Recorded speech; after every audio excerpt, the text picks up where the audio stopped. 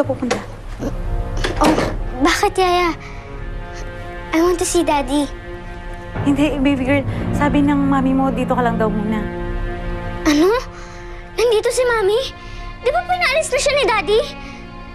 Ano ka ba? Nagkabati na sila. Ayaw mo ba nun?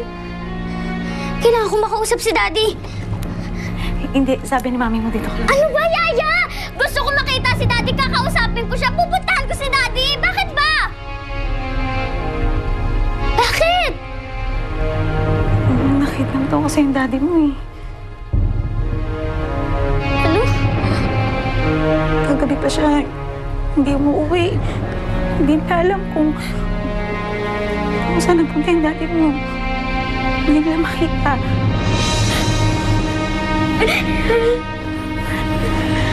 Ano umiyak? Makikita rin nila yung daddy mo. Huwag kang mag-alala. Humingi na nga ang mami mo lang tulong sa mga pulis eh.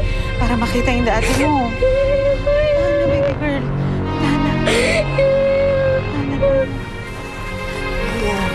Huwag mo sisihin yung sarili mo sa nangyari sa daddy mo, Bea. Eh, kung tutuusin, sila naman yung nagpalaya sa'yo eh. Hindi, Yaya! Kapag may nangyaring masama kay Daddy, hindi ko mapapatawad ang sarili ko. Eh, sabi niya, tinubos ka din daw ng daddy mo doon sa mga kidnapper. Eh, ba't naman niya gagawin yun? Akala ko ba galit din sa'yo yung daddy mo? Eh, anak niya si Bea, no? Siyempre naman, nag-aalala si Rico sa kanya.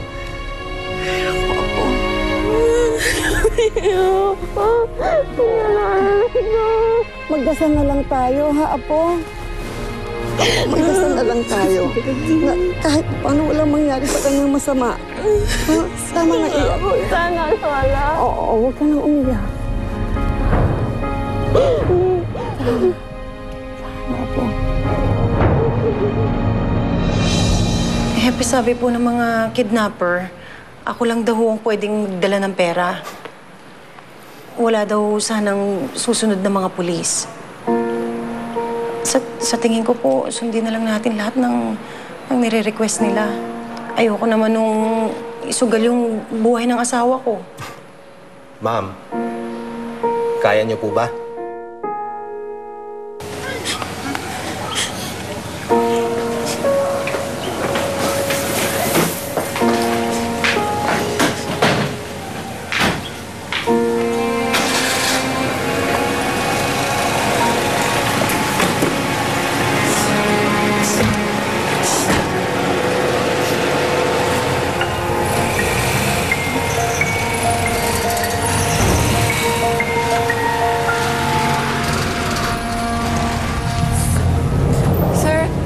Saan po sila pupunta? Bibigyan ng ransom sa kidnapper. So, nasundan natin sila? Ha? Delikado, Bea! Hindi ako mapakali eh. Kailangan ko malaman na okay lang si Daddy. Diyos ko, nakakatakot ang kabing mo. Sakay. Sino nagdala sa akin dito? Nurse, please tulungan mo naman ako. Kailangan mo makausap si Bea. I need you to help your brother.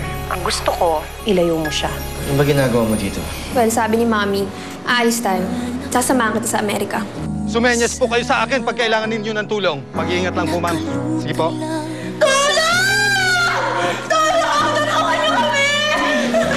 Saan po siya napunta? Diyan po!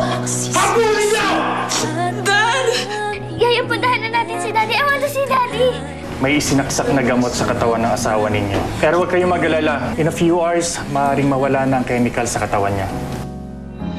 Bumabalik sa